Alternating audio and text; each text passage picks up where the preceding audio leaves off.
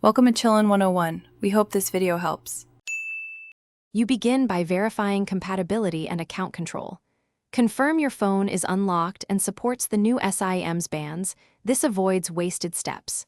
Next, collect account credentials, account number, security PIN, and the last four of your ID.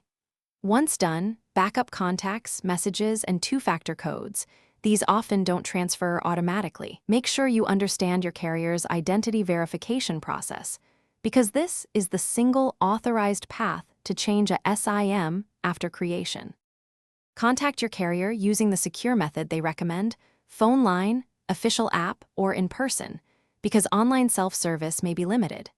Ask explicitly for a SIM swap or replacement and provide the verification details you prepared. They'll confirm identity before proceeding.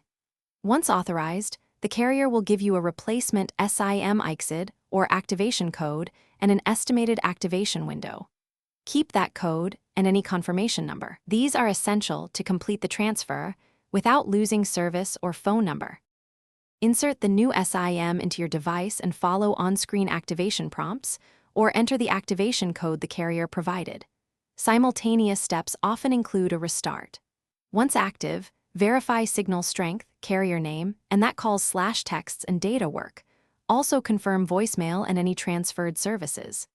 If something goes wrong, re-verify your account details with the carrier, reset network settings on the phone, and if needed, request a remote reprovision or escalation.